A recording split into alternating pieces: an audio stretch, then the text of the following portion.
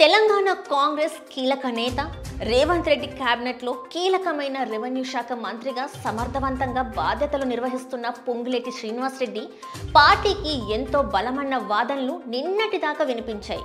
అయితే ఇప్పుడు ఆ భ్రమలన్నీ తొలగిపోయి వచ్చే ఎన్నికల్లో కాంగ్రెస్ ఓడిపోయిందంటే మాత్రం అందుకు పొంగులేటే ప్రధాన కారణంగా నిలుస్తారన్న వాదనలు ఇప్పుడు అంతకంతకు బలపడుతున్నాయి. పొంగులేటి వల్లే కాంగ్రెస్ ఓడిపోయిందన్న మాట వినిపించినా ఆశ్చర్యం లేదన్న వాదనలు వినిపిస్తున్నాయి. మొన్నటికి మొన్న సీఎం రేవంత్ రెడ్డి పంచాయతీరాజ్ శాఖ మంత్రులతో సంబంధం లేకుండానే స్థానిక సంస్థల ఎన్నికలపై ఆయన చేసిన ప్రకటన కాంగ్రెస్ ను ఇరకాటంలో పడేసింది.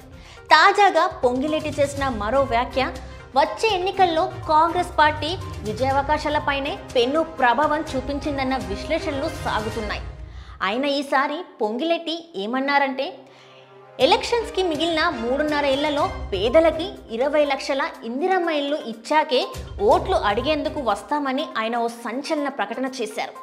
ఈ వ్యాఖ్య కాంగ్రెస్ శ్రేణులని ఒక్కసారిగా షాక్ గురి చేసిందని చెప్పక తప్పదు.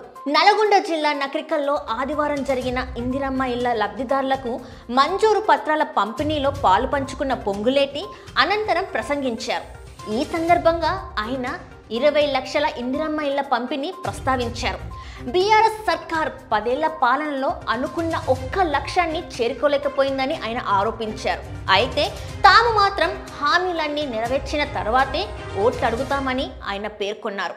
అందులో భాగంగానే 20 లక్షల ఇందిరమ్మ ఇళ్లను ఇచ్చిన తర్వాతే ఓట్లు అడిగేందుకు వస్తామని ఆయన తెలిపారు. ఈ లక్ష్యాన్ని మిగిలిన 3.5 ఏళ్లలో పూర్తి చేస్తామని పొంగులేటి చెప్పడం గమనార్హం. అయిన పొంగులేటి హామీ అమలు సాధ్యమేనా అన్న వాదనలు ఇప్పుడు ఆసక్తి రేకిస్తున్నాయి. ఇందిరమ్మ ఇళ్ల నిర్మాణం, వాటి పంపిణీ సుదీర్ఘ కసరత్తులతో కూడుకున్నది. అంతేకాకుండా నిధుల లభ్యత కూడా ఇప్పుడు తెలంగాణ సర్కారుని వేధిస్తుంది. ఇలాంటి నేపథ్యంలో 3.5 ఏళ్లలో 20 లక్షల ఇళ్ల పంపిణీ అనేది సుసాధ్యమని చెప్పాలి. ఇలాగే చాలా మంది నేతలు అమలు సాధ్యం కాని హామీలిచ్చి ఎన్నికల్లో బొక్కబొల్ల పడ్డ ఉదాంతాలు చాలానే ఉన్నాయి.